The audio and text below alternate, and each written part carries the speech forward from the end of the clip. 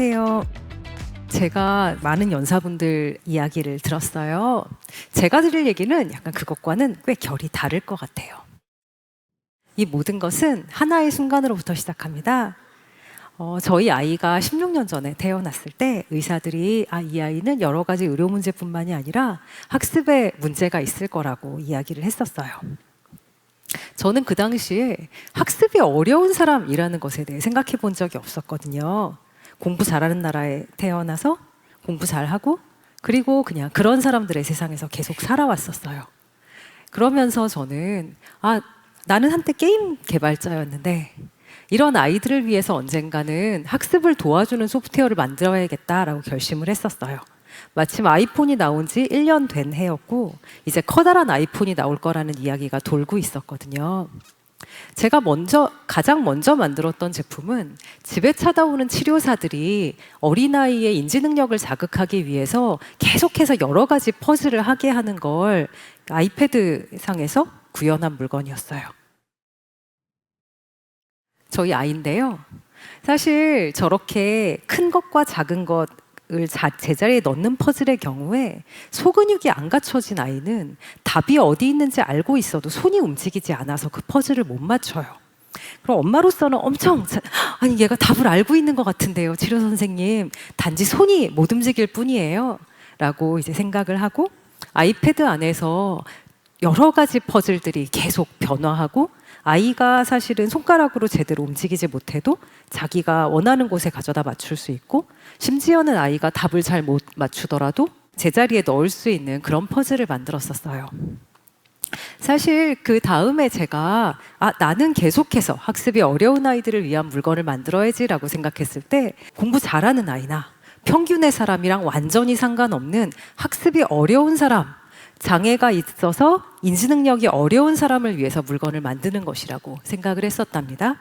저는 맨 처음에 그런 마음으로 회사를 만들었어요. 제가 회사를 정식으로 차린 다음에 생각했던 건 저는 교육자는 아니거든요. 그러니까 저는 경험으로서 공부라는 것이 언제 멈추는가에 굉장히 관심을 가졌어요. 어떤 아이가 모르는 문제를 만나요. 사실은 노력을 해요. 이렇게 뚫어지게 바라도 보고 뭔가 그 문제를 다시 한번 써보기도 하고. 하지만 이때 어떤 도움도 없으면 이 공부하려는 노력 자체가 소용이 없다는 걸 아니까 사실은 학습을 그만두게 돼요. 모르는 게 디폴트는 아니거든요. 결국 사람은 무언가를 배워나가요. 속도가 다를 뿐이지. 하지만 어려운 문제를 만나면 결국은 노력을 그만두는 일이 벌어지고 노력을 그만두는 일이 벌어지면 그 다음에 학습이 발생하지 않아요. 어떻게 하면 이거를 그만두는 일을 없도록 해줄까라는 것이 저의 고민이었고 그 다음번에 제가 만든 수학 어플리케이션은 뭘 해도 좋으니까 아이가 이 수학이라는 개념을 잘 모르더라도 계속 그것을 하고 있었으면 좋겠다. 굉장히 다양한 방식으로 1 더하기 1을 1 더하기 2를 정말 몇 번이고 반복해서 할 수 있도록 가르치는 물건이었어요. 그리고 여기에다가 재미있는 게임 형식을 넣어서 아이들이 지루하지 않도록 하고 이런 것들을 모르더라도 조금씩 계속해서 나아가게 하는 그런 물건이었죠. 사실 이 물건은 전 세계에서 큰 히트를 했거든요. 근데 제가 생각한 것과 굉장히 달랐었어요. 저는 그 아이가 학교에 가서 수학을 가장 못하는 아이일 거라고 생각했는데 그 반에는 저희 아이보다 공부를 더 못하는 아이들이 많이 있었어요. 정말 믿을 수가 없었는데 미국에 있는 미국 캘리포니아에 있는 어떤 학교에 장애가 있는 아이들이 있는 그 학교에 주변의 저소득층 지역으로부터 책을 하나도 읽지 않고 글자와 숫자를 배우지 않고 학교에 들어온 아이들이 있었어요.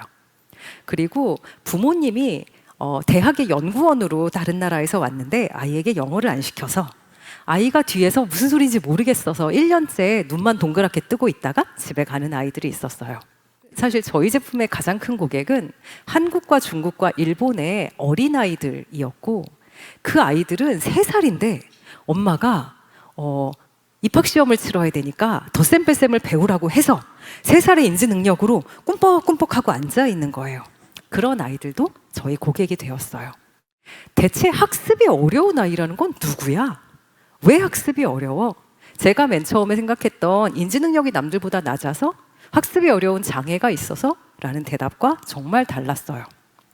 사실 저는 약간 화가 났었거든요. 아니, 공부 잘하는 애들을 왜 굳이 어릴 때부터 괴롭히고, 아니, 공부를 충분히 할 수 있는 애들을 왜 안 가르쳐서 학교에서 장애가 있는 아이보다 학습이 어려운 이런 일을 만들어내지?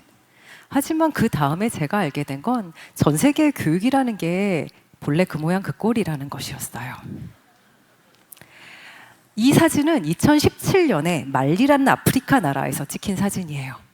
어떤 사람들은 현대의 교육을 일러 한 시대 안에 100년의 격차라고 이야기합니다. 이 시대에 2014년에 2억 5천만 명의 아이들이 문맹이었고요. 저 중에 1억 9천만 명이 학교를 다니고 있었어요. 학교를 다니는데 저런 교실에 앉아서 ABC 몇 번 써보고 그냥 뭐 약간 아이들과 놀다가 아무것도 안 하고 집에 가는 일이 몇 년이고 반복되면 학교를 졸업할 때까지 기본적인 읽고 쓰기를 배우지 못하는 거예요. 글자를 아예 모르는 아이들이 2억 5천만 명이었고 학교를 다니고 있지만 제대로 배웠다고 말할 수 없는 아이들의 수는 전 세계의 아이들, 학교에 다니고 있는 개발도상국 아이들의 59%에 이르렀었어요. 유네스코와 몇몇 미래학자들이 그래. 하지만 학습이라는 건 기본적으로 교사가 있어야만 성립하는 물건이라고 했었는데 새로운 기술이 나왔으니까 혹시 이런 타블렛 소프트웨어만 가지고 아이들에게 정말로 문맹인 상태에서 읽기, 쓰기, 세마기를 배울 수 있게만 하면 이 모든 일을 좀 개선할 수 있지 않을까라고 생각하면서 엑스프라이즈라는 대회를 열었어요. 2014년에 일론 머스크가 건 15밀리언을 가지고 시작되었고 2019년에 끝났어요. 이게 정말로 동작하는지를 알아보기 위해서 탄자니아의 가장 시골 마을에 학교가 한 번도 생긴 적이 없고 아직도 학교가 없는 마을에 태양광 전지를 가져다주고 아이들에게 타블렛을 나눠준 다음에 시험 한번 보고 15개월 후에 가서 시험을 보는 거예요. 저희가 이걸 위한 소프트웨어를 만들면서 아이들이 어떻게 공부를 하지? 라고 되게 많이 상상을 했었어요. 그리고 이런 광경을 보았답니다.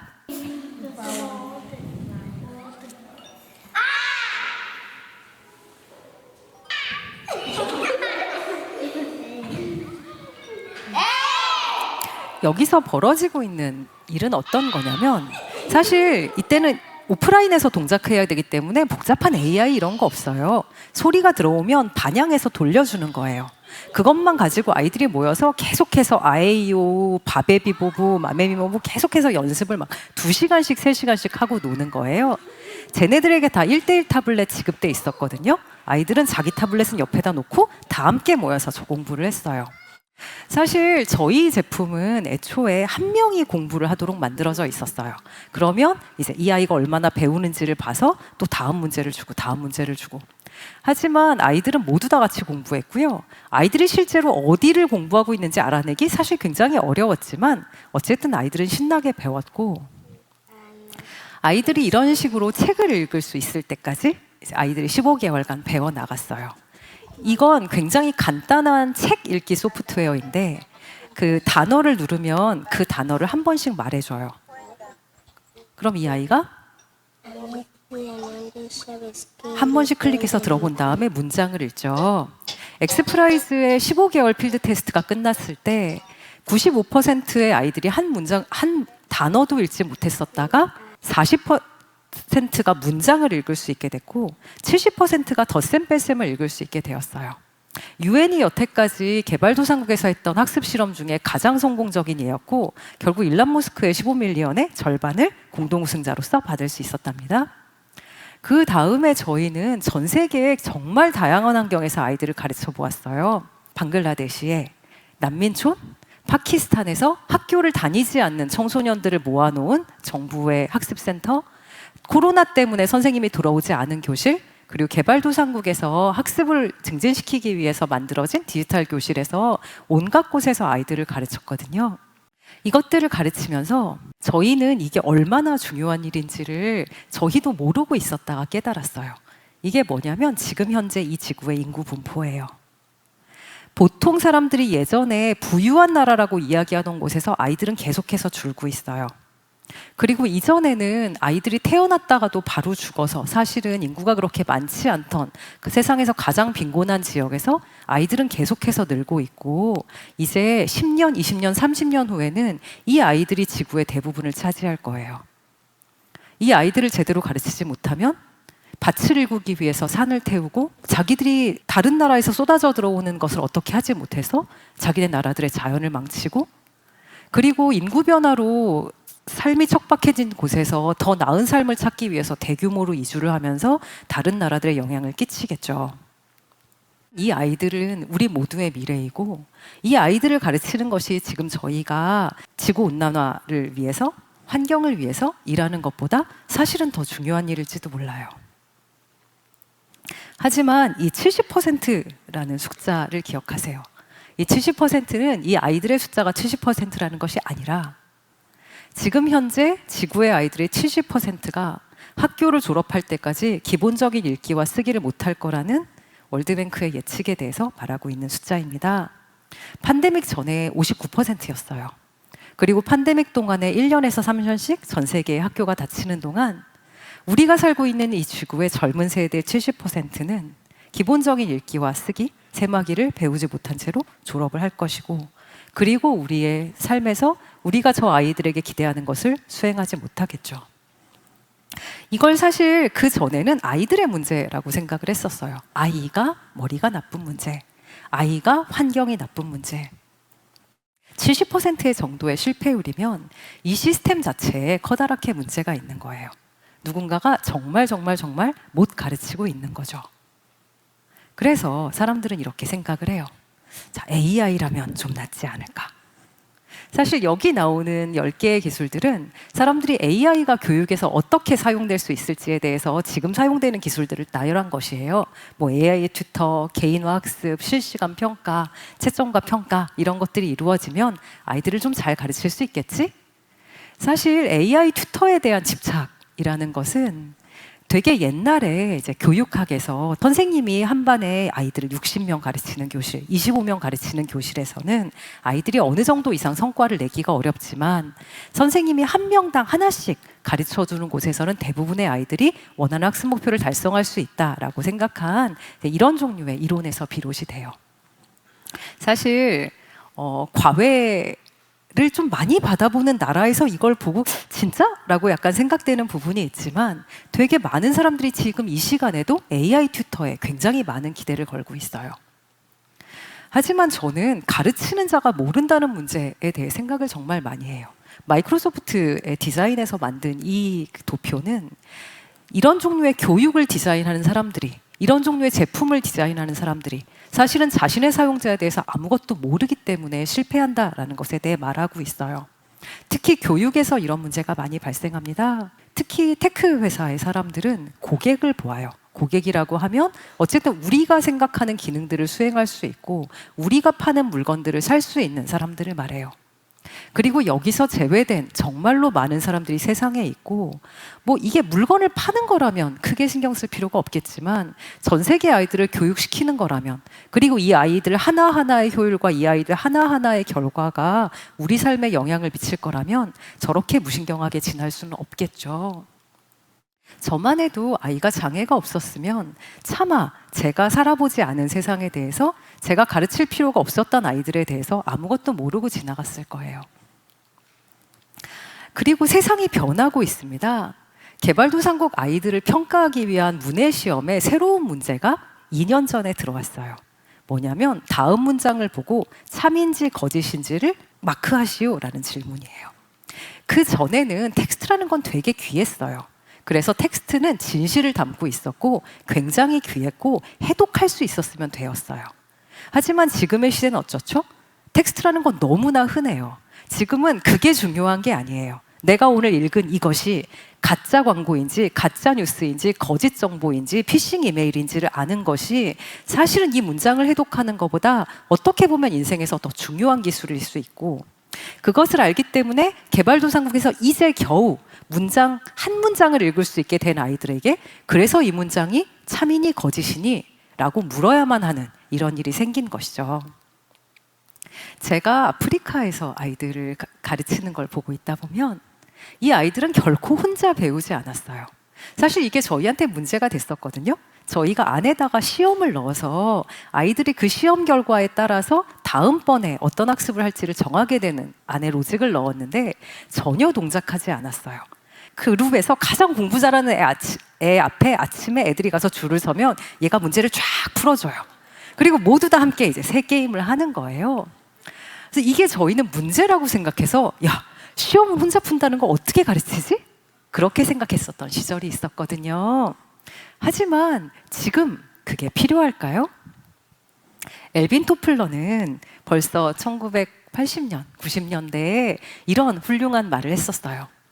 21세기의 문맹이란 읽고 쓸 줄 모르는 것이 아니라 배우고 배운 것을 지우고 다시 배우는 것을 할 줄 모르는 사람이다. 저희는 인공지능 시대 전에 배운 사람들이에요.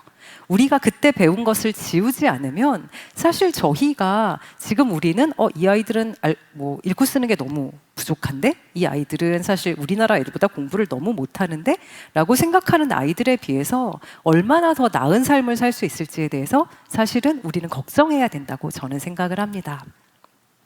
학교에 대해 사람들이 어떻게 상상했는지를 알아보는 가장 좋은 방법 중에 하나가 그 사람들이 미래의 학교에 무엇을 상상했는지를 보는 거예요. 이 그림은 1891년에 프랑스에서 그려진 100년 후의 미래의 학교라는 그림이에요. 이걸 보면 학교라는 것은 책을 머리에 넣는 곳이에요. 선생님이 기계로 책을 갈아넣고 있고 이게 아이들의 머릿속에 딜리버가 되고 있죠. 그 뒤로 130년간 우리의 학교라는 것은 크게 발전해 왔지만 사실 지금 사람들이 바라는 게 그렇게 크게 다르지 않아요. 교과서를 어떻게 하면 잘 외우지? 그렇게 해서 수능을 잘 보지? AI는 어떻게 하면 저렇게 책으로부터 머리까지 들어가는 이 사이를 개인 튜터를 통해서 다양한 종류의 암기 알고리즘을 통해서 오답 노트를 통해서 그걸 도와주지? 라고 생각을 하고 있어요. 하지만 이 당시에 사람들이 개인의 머리가 되게 중요했던 건 개인의 지적 능력이 정말 중요했기 때문이에요. 여기 CPU 하나하나가 어떤 품질인지를 봐서 적당한 직업에 갖다 놓고 그 직업을 수행함으로써 우리의 사회를 돌아가게 하자. 그것 때문에 사실 대학 입시라는 것이 있고 대학 교육이라는 것이 있고 그것으로 분류된 전문 직업이라는 것이 있습니다. 우리에게 이것이 더 이상 유효할 거라고 믿는 분이 여기에 얼마나 많이 계실까요? 모두 다 아시다시피 우리는 시험 시대의 끝자락에 살고 있습니다. 여기에서 보면 GPT-4예요. 사실 이 다음 버전 이미 나왔고 평균 IQ가 120에 육박할 거라는 걔가 A5였나요? 새로운 GPT의 시대가 되었는데 사실 여기서 얘가 물어보는 것에서 제가 50% 프로타일을 달성할 수 있을까요? 저는 미국 변호사 시험에서 저기 인간의 평균인 50에 절대 다다르지 못해요. 그리고 이 모든 것은 이 전문 직업들이 그렇게나 오랫동안 수련해서야만 알아낼 수 있었던 굉장히 많은 것들은 이제 저희가 챗GPT에게 사진 찍고 뭐니? 라고 묻는다든지 그냥 간단히 나에게 이거에 대해 설명해 줄래? 라고 말하면 이미 알 수 있어진 직업들이 굉장히 많아요. 이 시대의 끝자락이니까 저희 다시 앞으로 돌아가 보겠습니다. 아까 부사장님께서 이제 철학의 시대이고 우리가 본질이라는 것으로 돌아가 볼 시대라고 말씀을 하셨어요. 교육의 목표가 애초에 뭐였지? 아이를 사회 안에서 기능할 수 있는 독립된 성인으로 기르자. 아이가 사회 안에서 기능하기 위해서 공부가 필요하던 시대가 있었어요. 책에 있는 지식이 정말 중요하던 시대가 있었죠.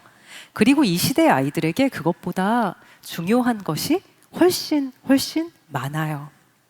AI가 도와주는 미래에 이 아이들이 지금 수능 시험을 보면서 50분 안에 그 문제들을 다 푸는 능력이 그렇게나 중요할까요? 그렇지 않다면 무슨 능력이 중요하고 우리는 그런 아이들에게 무엇을 가르침으로써 더 나은 미래를 만들 수 있을까요? 이 사진은 제가 살고 있는 버클리에 있는 어드벤처 플레이그라운드라는 놀이터의 사진이에요. 이걸 만든 사람들은 아이들이 못이랑 쓰레기 판자를 가지고 직접 놀이터를 만드는 이런 파크를 만들면서 아이들이 정말로 위험한 것을 만지지 않는다면 이 아이들은 언제까지고 위험한 것을 다루는 법을 배우지 못할 거라고 생각을 했었어요. 사실 어린 시절에 제가 살던 어린 시절에는 골목에서 자라났었어요.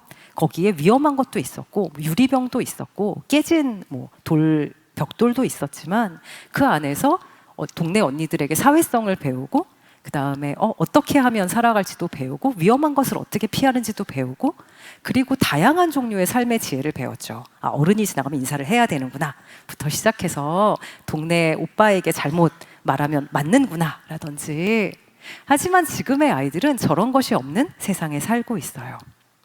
저희 아이가 학교를 들어갔을 때 제가 저희 아이에게 플레이모빌 학교 세트를 사줬어요.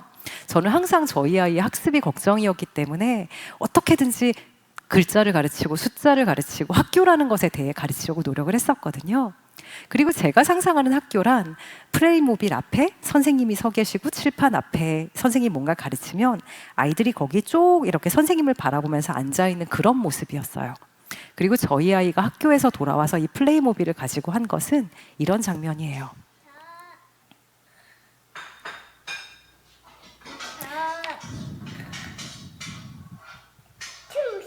미국의 덕덕구스라는 술래놀이입니다. 이렇게 아이들이 이렇게 둥글게 앉아 있을 때 술래가 덕덕덕 하다 구스라고 치고 막 이렇게 도망가면 구스를 당한 애가 일어나서 이 술래를 잡거나 아니면 자기가 다시 술래가 돼서 한 바퀴 도는 게임이에요. 저희 아이는 장애가 있었기 때문에 반의 아이들이 같이 이 아이랑 놀아주지 않았거든요. 그래서 이 아이가 학교에서 굉장히 감명 깊게 보고 집에 와서 하고 싶어 한 건 사실 다른 아이들과 하는 술래놀이였어요. 학교라는 것이 무엇을 위해 존재할까요? 1970년대에 일본의 잡지에 미래의 학교라는 사파가 실린 적이 있어요. 컴퓨터라는 것이 있는데 그것은 아이들이 입력한 답을 맞는지 틀리는지 판정을 해줄 거야. 그리고 그 교실에 로봇이 있다면 틀린 애를 틀린 만큼 때려줄 거야.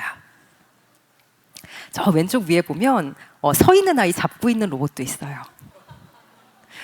1970년대에 틀린 만큼 맞던 학습 시대에 그 기술이 엄청 발전했더라면 제가 1980년대에 로봇에게 맞으면서 학교를 다녔겠죠.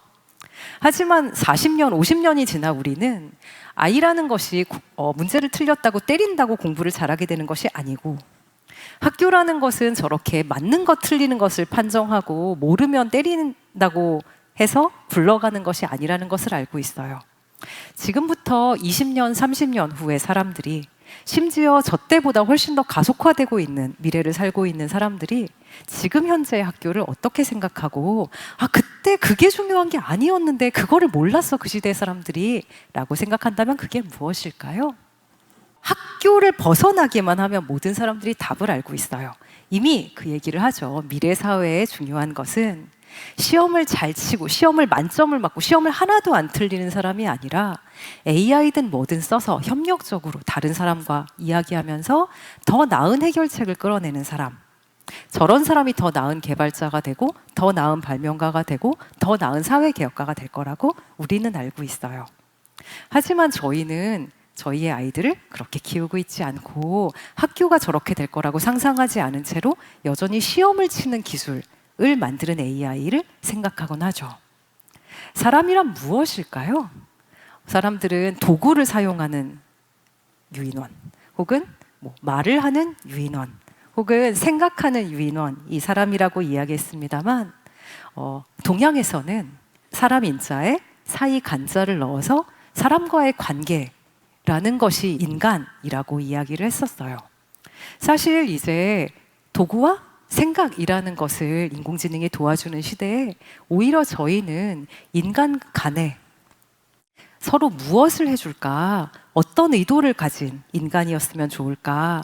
그 인간들이 모여서 AI를 가지고 어떤 사회를 만들까를 상상해야 될 거라고 생각합니다. 사실 이것 또한 GPT가 그린 그림이지만 제가 가장 좋아하는 그림이에요. 저 자리에 인간이 있든 로봇이 있든 인공지능이 있든 사실은 상관없다고 저는 생각합니다. 하지만 거기 있는 그 존재가 이 안에 있는 다른 사람들을 생각하고 서로를 더 좋도록 도와주고 그리고 이 사회 전체가 좋아졌으면 이라고 바라면서 그 문제를 풀어가는 존재이기를 저희는 간절히 바라고 AI가 교육에 미치는 영향이라는 것이 이제는 필요 없어진 시험을 잘 치는 인간을 만드는 것이 아니라, 더 똑똑한 인간을 만드는 것이 아니라, 어떻게 하면 다른 사람을 더 생각하는 마음을 갖도록 도와줄 수 있을까? 그걸 생각해 보면 아직 AI는 갈 길이 멀고 저희가 할 일이 많을 것이라고 생각하고 있습니다. 감사합니다.